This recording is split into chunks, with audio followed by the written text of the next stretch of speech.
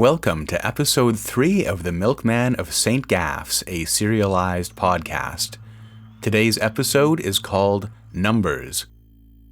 I would also like to let you know about a podcast I'm producing for patrons at the fly sprayer level and above. It's called Once Out of Nature and follows some of the characters from the Milkmen of St. Gaff's, but several years in the future. You can learn more at Patreon/Howie Milkman or at howiemilkman.com. It's time for the Milkmen of St. Gaff's, starring Howie the Milkman.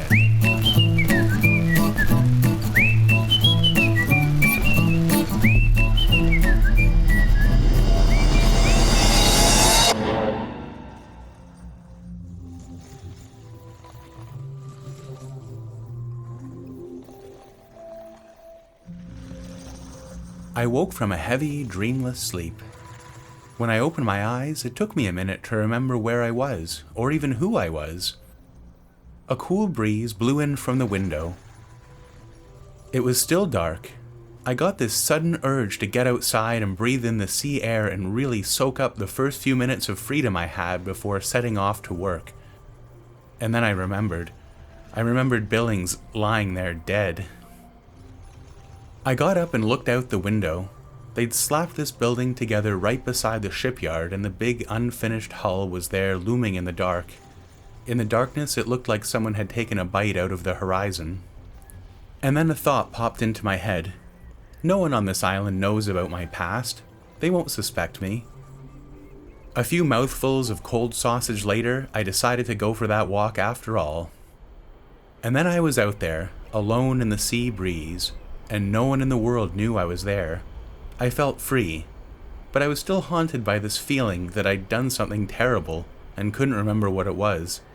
I tried to push it down as far as I could. I told myself, here you are, in a new place, with a bright future. Maybe this island really could be home. At the station, I offered a cheerful good morning to old Billy on the wall. He seemed to be in a fine mood, although the twinkle in his eye told me he knew what had happened yesterday. If only he could tell me what it was. I started my rounds, first out to see old Travis. When I got to the fisherman's cottage, Travis was there again with his spyglass, and his daughter Naomi was there too. Travis was so wrapped up with looking out to sea, he didn't even hear me pull up. He gave the glass to Naomi. I hopped out of the truck and she yipped, "I saw it, Dad, I saw it!" By then the milk bottles I'd gotten out clinked, and they both looked over to me. "And what did you see there, Naomi?" I asked. But Travis responded instead, "We think there's a whale out there, Howie." It sounded believable enough, so I didn't put it in my notebook, and I delivered their 2 bottles as usual.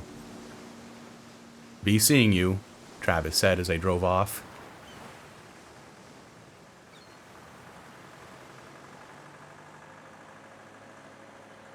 Back in town, I pulled up to the Pyman household. They hadn't cancelled their order, despite Mr. Pyman being hauled off by the police yesterday. I knocked on the door, holding 2 bottles.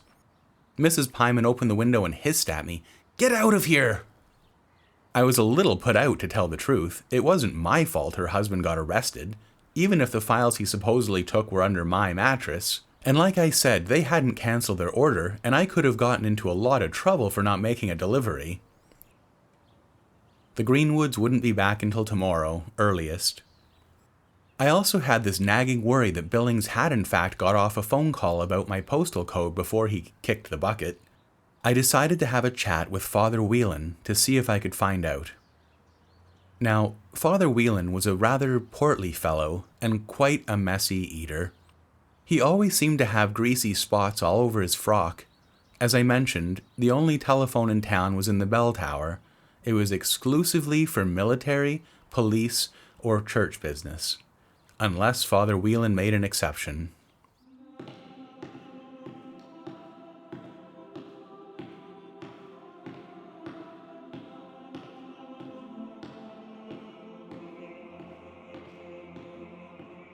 So, Father Wheelan, there was quite a kerfuffle in town yesterday, what with Mr. Pyman being arrested and poor Billings turning up dead.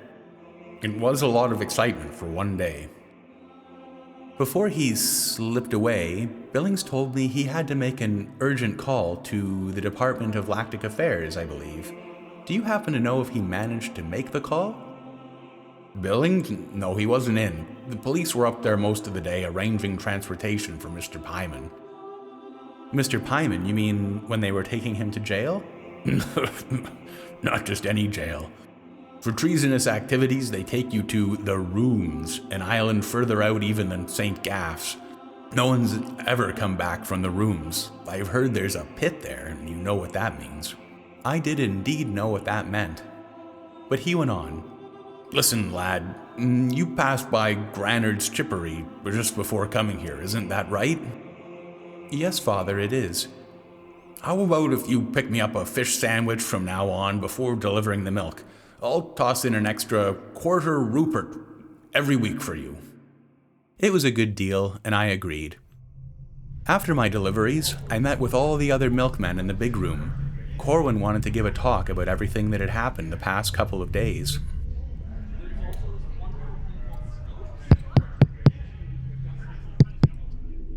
My fellow milkmen, I had hoped this speech would never be necessary, that the town of St. Gaff's would be spared the pestilence that has infected so much of the mainland.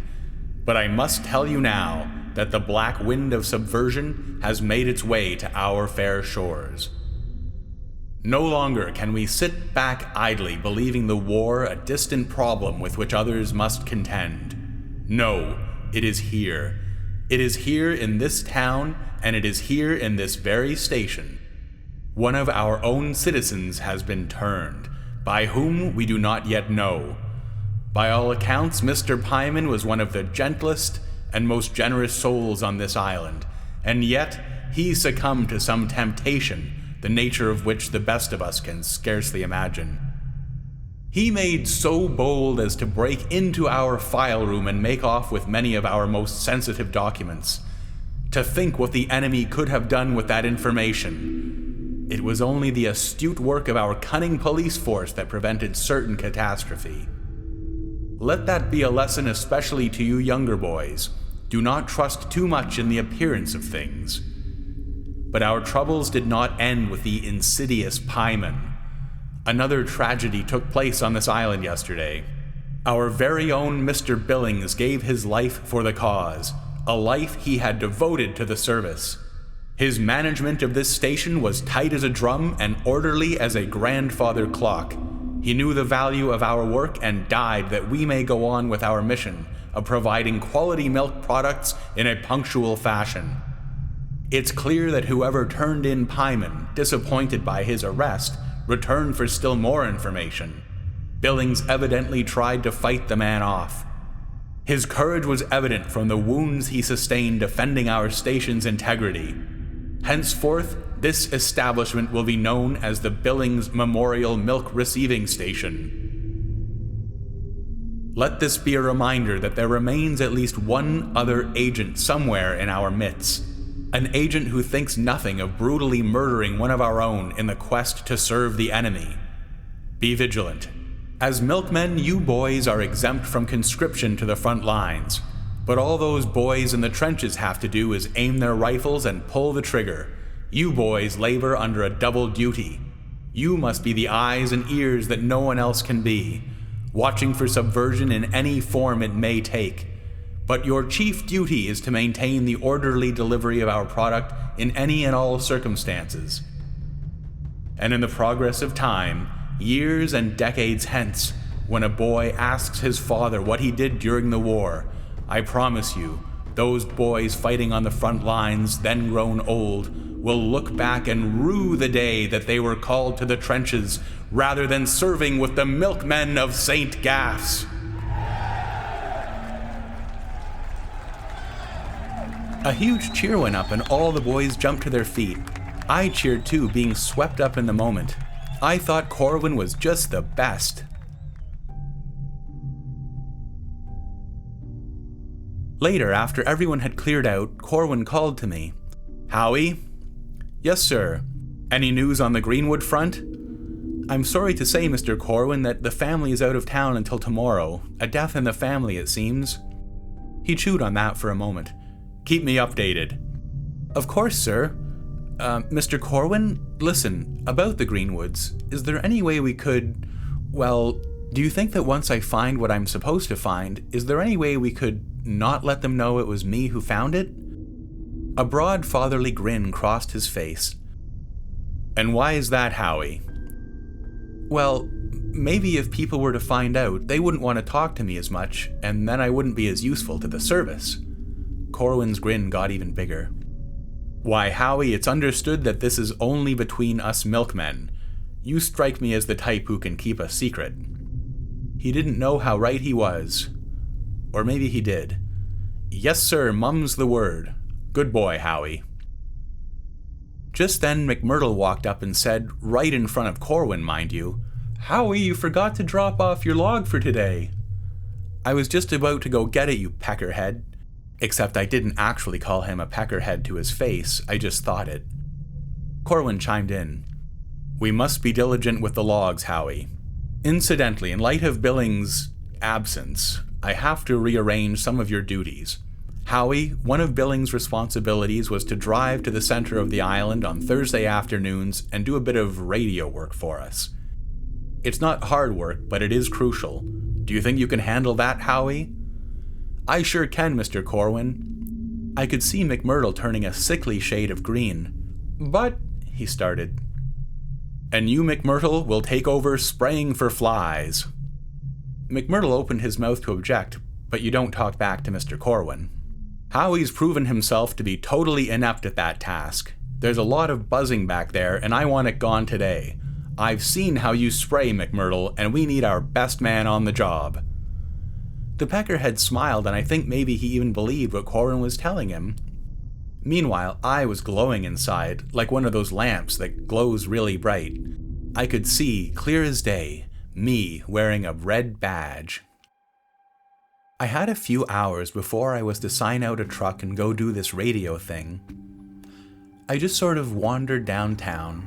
I was pretty surprised to see Mr. Pyman, tied to a post by the ferry dock.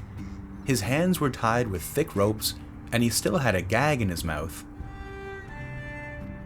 When I walked past, he sort of yelled as best he could, which scared me. Some old sailor who was hanging around saw this all and started chuckling to himself. I went up to him and asked, "And what's up with him then?" "Aw, you would not want to be in his shoes, mate. If you're caught with a subversion, they're liable to just leave you to rot like that until a transport ship comes to take you to the rooms." "You mean they'll just leave him there day and night?" "Quite possibly many days and nights." I shuddered to think, but I guess traders have it coming to them.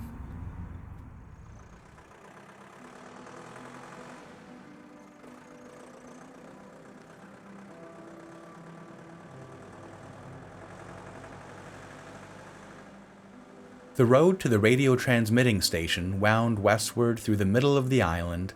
It was on the highest peak, a Lomond as they called any mountain of a certain height on St. Gaff's. The interior was mostly devoid of human habitation.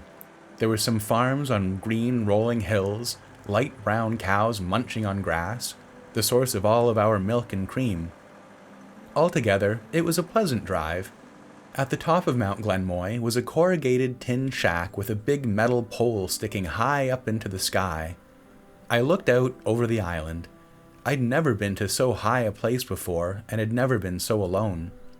I wished I could just stand there and watch the clouds roll by all day.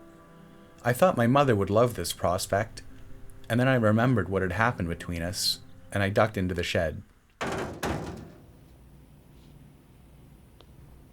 Inside, I was stunned to see a mass of machines of all shapes and sizes, knobs, dials, lights, cables, wires. The phonograph machine Corwin had mentioned. I'd never seen one up close.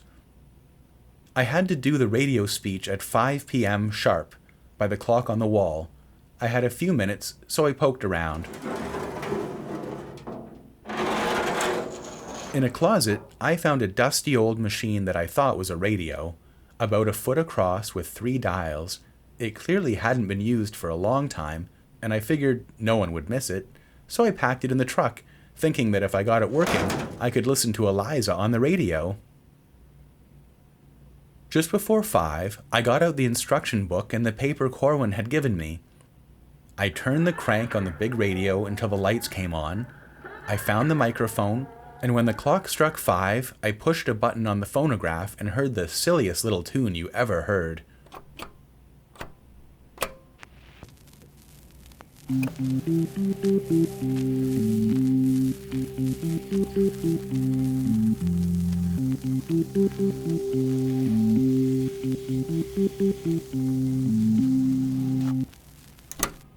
When it was over, I read into the microphone. Braca, Braca, Braca, 39715. 39715. 66475. 66475. 19274. 19274. Braca, Braca, Braca. I set the record back to the beginning and played it again. And just like that, I was done. I had no clue what this was all about. Suddenly it was silent, and I was alone again on the top of Mount Glenmoy. The sun was setting and the clouds in the valley below all turned a brilliant crimson. It was like the world slowed down and a warm breeze picked up, and I thought one day I'd bring Stormy up here and watch the sunset. All the drive back home I could see her smile and her black hair. I would point things out to her and show that I was a man who knew my business. The Lomons, the cows, I'd learn what kind of cows they were, and maybe we'd have a cow of our own in a quiet place in the interior. When I pulled into the station, my daydream stopped. The air was weird and dark, and again I heard the digging sound inside Corwin's office.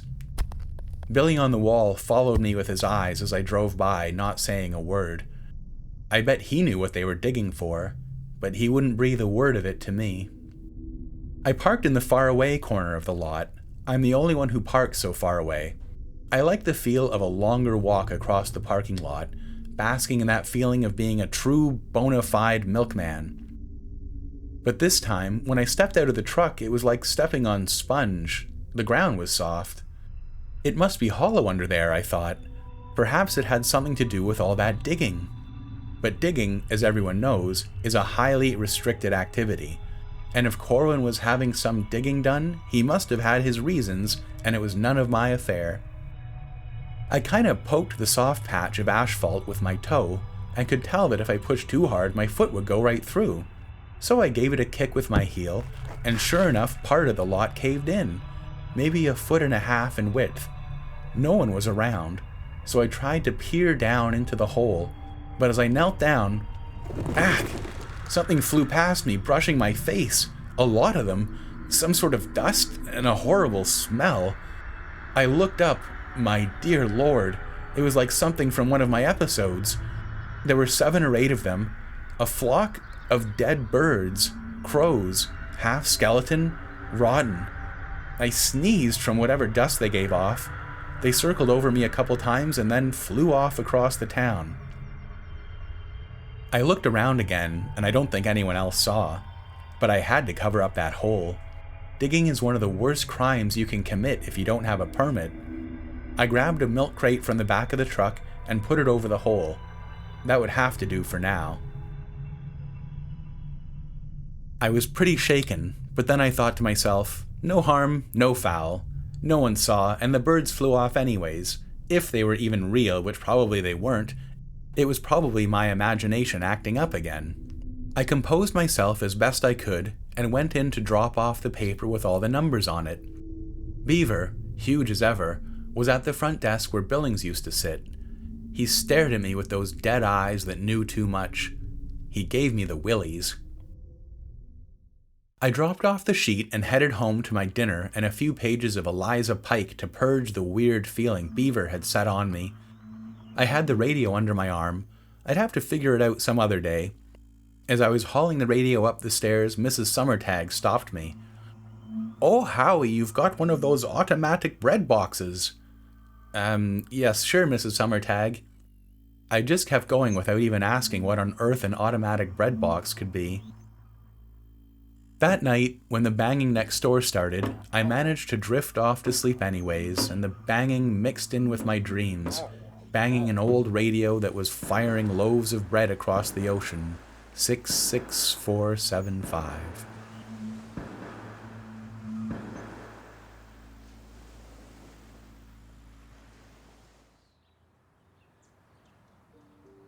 The next day, Stormy and her father, Mr. Greenwood, were back. It was time to pull together everything I'd learned for my second interrogation. When I arrived, Stormy was outside again doing some kind of gardening, dressed all in black. She heard me getting bottles from the truck.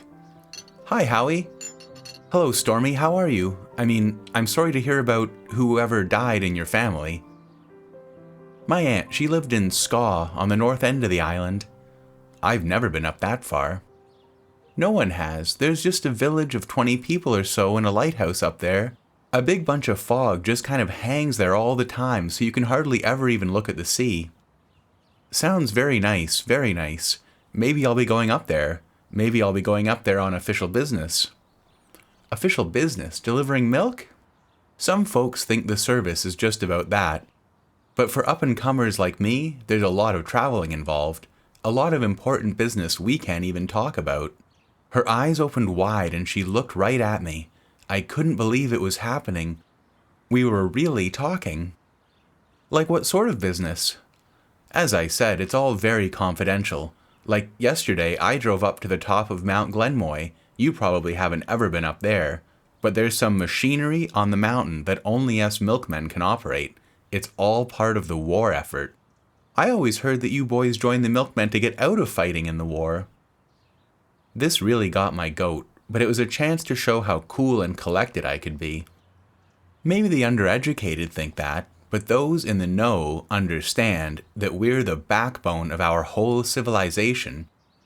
Your father maybe takes his cream and his morning coffee for granted, but without that cream, this whole place would go up in smoke, along with all of our culture, too. She didn't seem to know what to say to that. So I went on. "I'm in line for a red badge, a couple more secret missions, and I'll be quite an important fellow down at the station." "Is that right?" "That's right. Listen, Stormy, speaking of official business, do you think you might call on your dad for me? I have some fairly official questions to ask him, actually." "Oh, okay then." Mr. Greenwood came out, a jovial older man with a few curls remaining on his head and thick bifocals on his red nose. I'd been fiddling a bit with that old radio, but I couldn't get the blasted thing working. It seemed like a good icebreaker. "You're good with machines, Mr. Greenwood. I found an old radio, but I can't get it to work. Any idea what the problem could be?"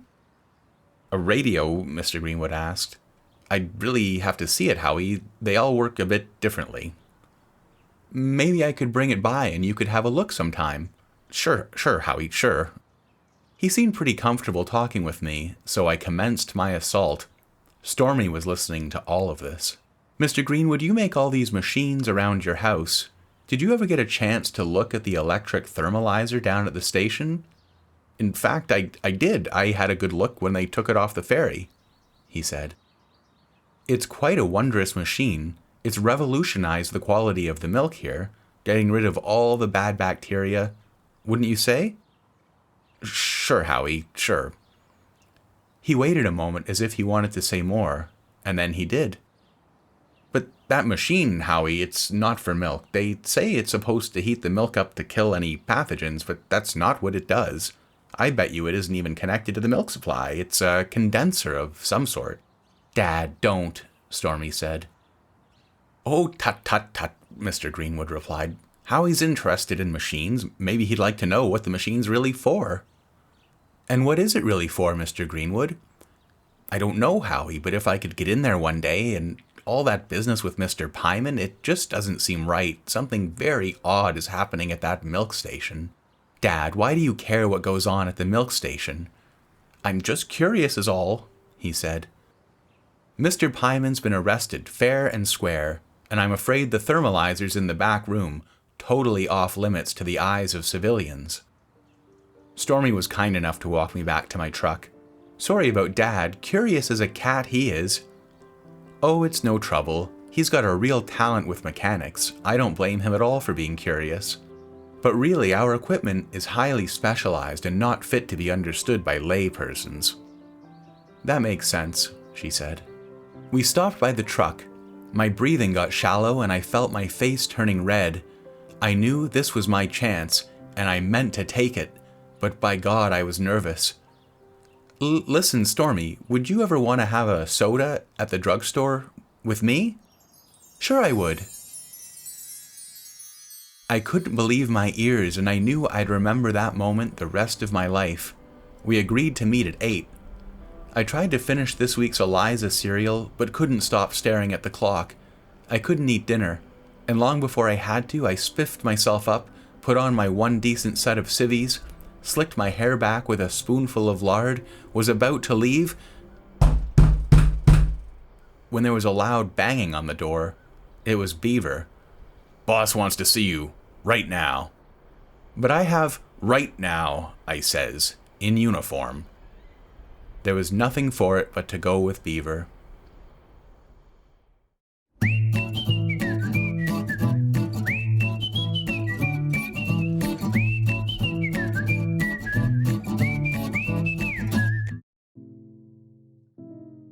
Thank you very much for listening to episode 3 of The Milkman of St. Gaff's.